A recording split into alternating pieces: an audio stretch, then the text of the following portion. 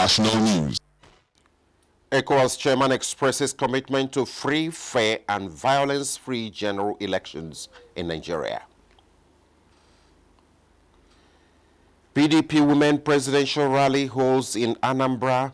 Nigeria's First Lady promises more dividends of democracy for women if the party is voted for another term in office.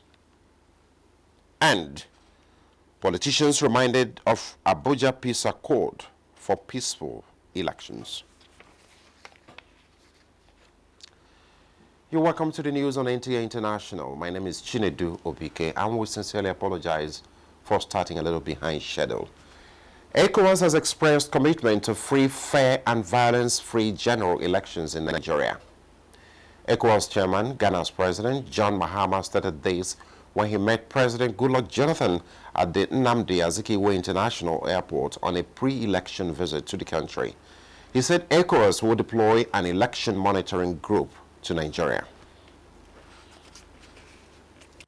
I believe that following the postponement of the elections from the 14th to the 28th, it has given the INEC much more time to be able to complete, all its processes and be in readiness to ensure that voters are not disenfranchised and that the results of the elections are accepted.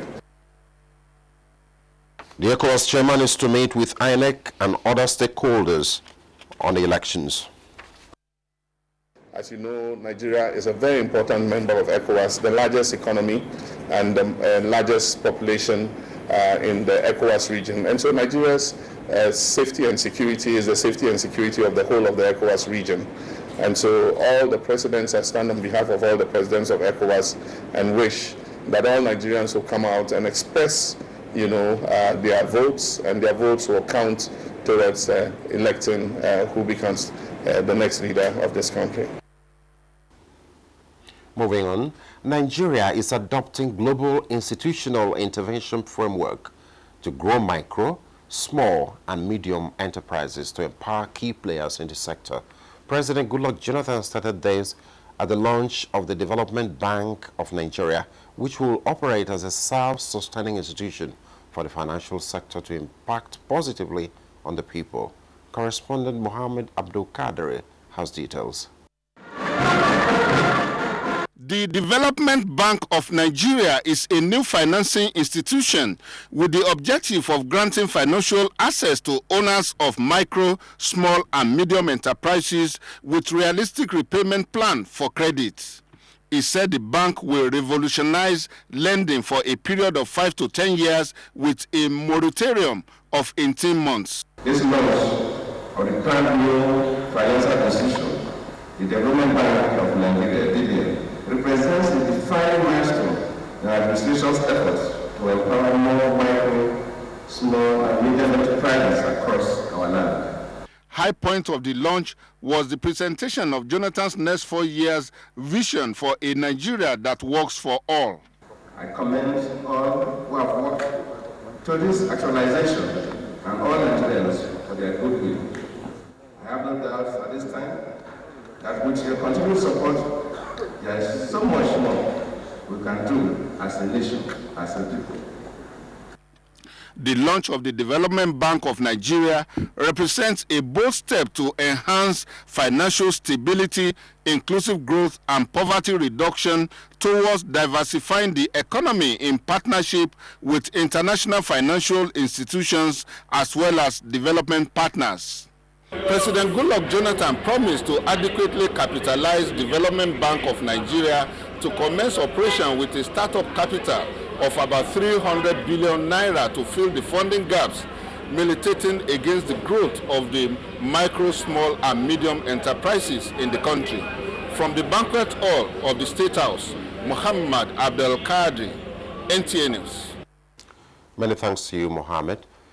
Federal government to establish 6 referral hospitals, one in each of the 6 geopolitical zones of the country. President Goodluck Jonathan, who started this while inaugurating ultra-modern hospital in Bauchi State, is hopeful that Nigeria will be declared a polio-free nation. Musa Babaliu has more. The 40-bed capacity hospital inaugurated by President Goodluck Jonathan is equipped with 7 theater rooms, scanners, and other state-of-the-art equipment. The contract was awarded by Bauchi State Government in 2012 at the cost of over 2 billion naira. The State Governor Isa Iguda says the facility is expected to provide healthcare needs to the people of Bauchi and neighboring states.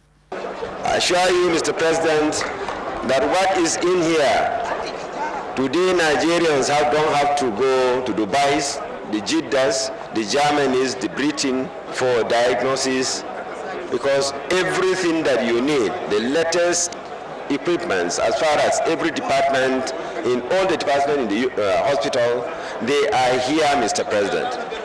President Goodluck Jonathan, who inaugurated the hospital, says government will soon set up a committee that will look at the possibility to synchronize states and federal government tertiary health facilities for better management. He says more support will be given to primary health care centers. As a government, we have decided that both our primary health and our tertiary health must be strengthened. At the primary health level, we are doing very well. Of course, that's why we're able to eliminate issues like guinea worm completely from Ebonyi State, and some of the states suffer from guinea worm. We are totally committed to eradicating polio. The president had earlier commissioned Tafawa Balewa International Airport, Bauchi. Musa Baba Aliyu, NTA News. Now on to the political scene. As the People's Democratic Party PDP women presidential campaign train moves to Anambra State, First Lady Dame Patience Jonathan promises more dividends of democracy not only to women and children, but to every Nigerian. Correspondent Aliu Tukro monitored the campaign rally. First Lady Dame Patience Jonathan says the PDP government has laid a solid foundation in all sectors to ensure that the country and its citizens enjoy quality living standard. She therefore urged the women to vote for continuity in order to sustain the transformation agenda. Good luck to say you want masters, scholarship is there. PhD, scholarship is there. I am telling you, if you want, just come, reach me. If you go Ministry of Education, they did not give you. You go PDDF, they did not give you. Reach me, you will get it. You will get it. You will get it. Because we are not talking a will. A will is not the thing. We are talking of what we have done. Avoid talking more. Continuity. Former Governor Peter Obi and Aviation Minister Osita Chidoka, present at the rally, who both took turn to speak in Igbo, called on the women and youth to be peaceful and law-abiding citizens during and after the elections. Aliu Tukur, NTA News. Similarly, wife of the Vice President Amina Nomade Sambo has urged women in Nigeria to shun any form of violence during and after the forthcoming general elections. Hajia Amina, who was speaking at the PDP Women Presidential Rally in Gusau, Zamfara State, also appealed to the women to appreciate the transformation agenda of the administration and vote for the party to do more for them. Muplang Dakok monitored the rally.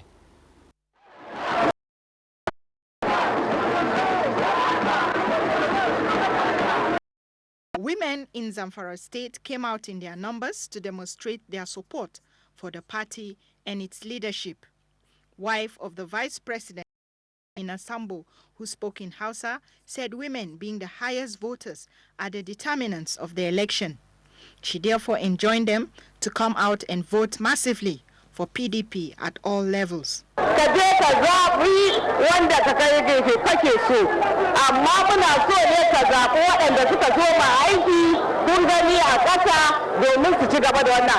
It is better to vote for people who have started working in the country to enable them continue the good work they have started. Wife of the PDP gubernatorial candidate in the state, Saratu Mahmouda Shinkafi, and other women also pledged their unwavering support for President Goodluck Jonathan and Sambo's second-term bid. The women were also advised to ensure that they collect their permanent voter cards to enable them vote for PDP. Muplang Dakok, NTA News. In the same vein, politicians have been reminded of the need to abide by the Abuja Peace Accord and ensure peaceful coexistence before during and after the forthcoming general elections. This was the outcome of the discussions of the National Peace Committee for 2015 elections and PDP National Executive in Abuja. Kemi Fakaye reports. The committee was set up after the Abuja Treaty to assist in ensuring peace in the polity, led by the former Chief of General Staff, retired Commodore Ebitu Ukiwe. The committee said it has been meeting to appraise the electioneering process so far and has observed that the utterances of some politicians do not uphold the peace accord. We believe that you can advise the campaigners to use languages that will unite us rather than the language that will divide us. Responding, the national chairman of the PDP admitted east. I want to assure you, the People's Democratic Party will be running a very fair campaign led by me. If you watch my utterances personally, you find that there's nothing I do than for my party and for my president. I have enough to say about my president that are positive, to make people adore him, to love him, to vote for him.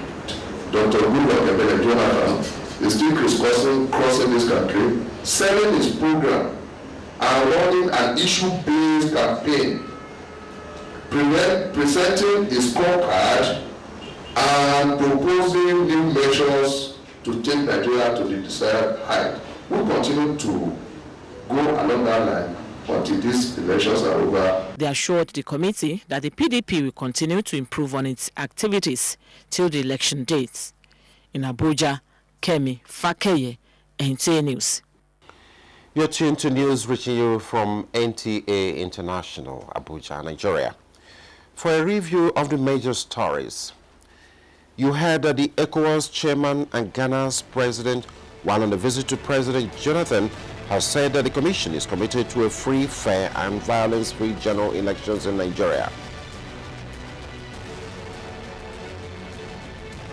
We also informed you that First Lady Dame Patience Jonathan had, during a women's rally in Anambra State, said more dividends of democracy await Nigerians if the PDP candidates are re-elected.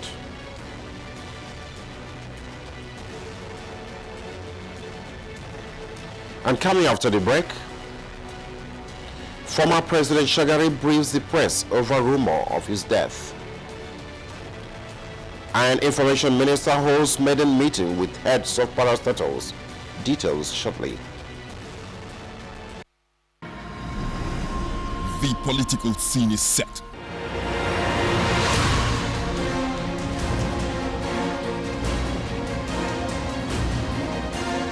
It's now time to choose a candidate of your choice through the ballot. NTA, the largest TV network in Africa, brings to you live pictures and analysis of the electioneering process as Nigeria decides.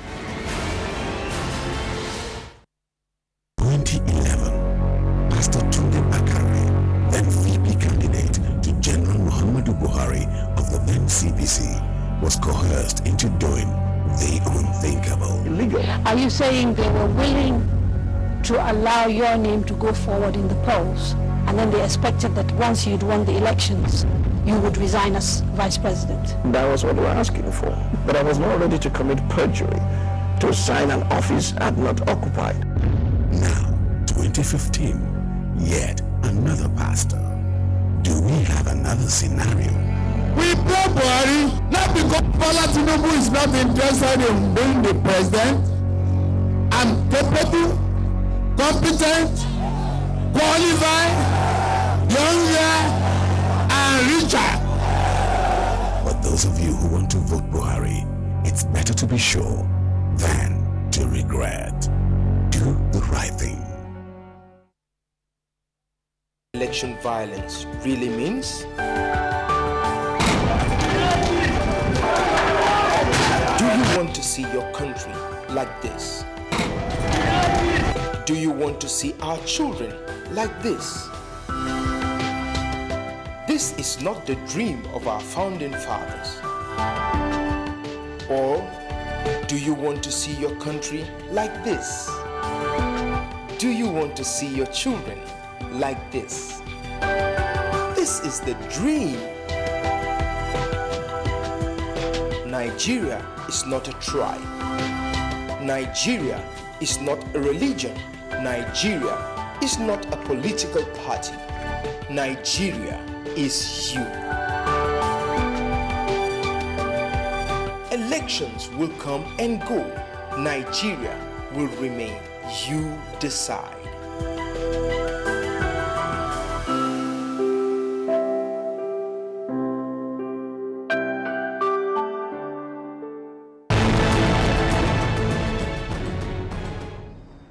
The news continues. Contrary to rumors circulating in the country, former President Shehu Shagari has addressed a news conference in Sokoto Monday to clear the air surrounding his alleged death. Mohammed Nasir was at the briefing and now reports. Nigerians woke up yesterday with the rumor of alleged death of former President Shehu Shagari. It was with a view to clear the air surrounding the rumor that the former president addressed newsmen in Sokoto Monday morning. Shehu Shagari expressed gratitude to Almighty Allah for the condition he found himself. Let me use this opportunity to appeal to you and through you to all Nigerians to continue to give peace a chance, especially during this election period. Long live the Federal Republic of Nigeria. Meanwhile, a delegation of Goodluck support group Sokoto State chapter, led by its coordinator Bello Abdullahi, visited the former president to congratulate him on his 90th anniversary. The former president thanked Nigerians for the love and care he is receiving from them. It's not easy. Any person in the position which I am, it's not easy for him to express his feeling about the people who are with him. What surprised me is that almost everybody is now with me. I did not expect it. The former president also used the medium to call on Nigerians to live in peace with one another. In Sokoto, Mohammed Nasir, NTA News. In another development, Minister of Information Senator Patricia Akwashiki has assured heads of parastatals under her ministry that her tenure as minister will witness a push for adequate funding given the critical role the parastatals play in the nation's socio-economic development. Correspondent Anthony Forson reports that the minister said this during her maiden meeting with heads of parastatals in Abuja. Senator Patricia Akwashiki, while describing her appointment as Information Minister, said it is heartwarming to go back to this table where she began her career. She said it would be unacceptable for the ministry to exist and the citizenry remain uninformed. We have the capacity, we have the people, we have everything in place to do that. It is automatic. As you are doing, as you are working, the people down, they know what you are doing, and every of your story is carried down. To this end, she assured that she will push for more allocation to the Information Ministry. It is now my problem. It is not Ministry of Information. It is now my problem to make information very, very successful, to make this Information Ministry the mouthpiece of the government, which is what it should be. In their separate briefings, despite the inadequate funding they are grappling with, said they have introduced series of programs to showcase government's developmental strides. Social media platforms are very, very active and very interactive. People commend us for the work that we're doing in that area. Also, in the last couple of years, we worked with the NSA and we were able to develop jingles, documentaries, leaflets, posters, also just to give awareness as to what was happening. Our objective is to restore, if you like, the glory of NTA as it was many years ago. So we're devising vibrant programs to ensure that we can drive traffic back to NTA. On the forthcoming general elections, the forum agreed that there is the need for all stakeholders in the information management sector to live above board. In Abuja, Anthony Forson, NTA News. Over 2,000 graduates in each state of Nigeria have benefited in 2014 from the graduate internship scheme under the federal government subsidy reinvestment program, SHOPE. Kemi Fakaye was at the orientation and employability training for interns and firms representatives in Abuja and now reports. We impressed it on her that she can go and think. Investigations have shown that most of the graduates' internship scheme beneficiaries have been employed by the firms where they performed their internship, while others have got other jobs or set up their own businesses. As of today, records also show that FCT has 1,435 beneficiaries and 444 active firms. Resource persons at the orientation and employability training stressed the need for the interns to see themselves as leaders of today, have vision, and take personal responsibility, as well as know that leadership is not a position but an act. You don't have to be the governor or the president or a councillor to contribute positively to the society. Wherever they have skill gaps, they should try and develop it. And those things that are good in them, they should develop and improve on it, so that those firms that they are working for will be able to at least retain them, because we have a lot of success stories. The interns assessed the training this way. I thought it was just going to be one of those things. When I came, it was really impactful.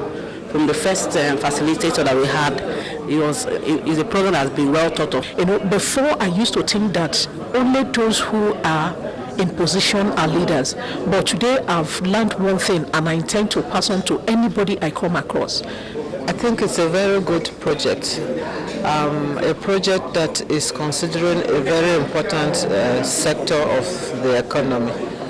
Young people who have qualifications and yet are finding themselves unable to participate in socio-economic activities. In terms of the scheme, yeah, they should design it in a way that after the exercise, the internship period, one can be given some stipends to a kind of startup with initiative you have gotten from the scheme. The thrust of the graduate internship scheme as one of the key components of the SHOPE is to bridge the gap between school and labor markets, as well as provide the graduates with a means of livelihood while they search for a job.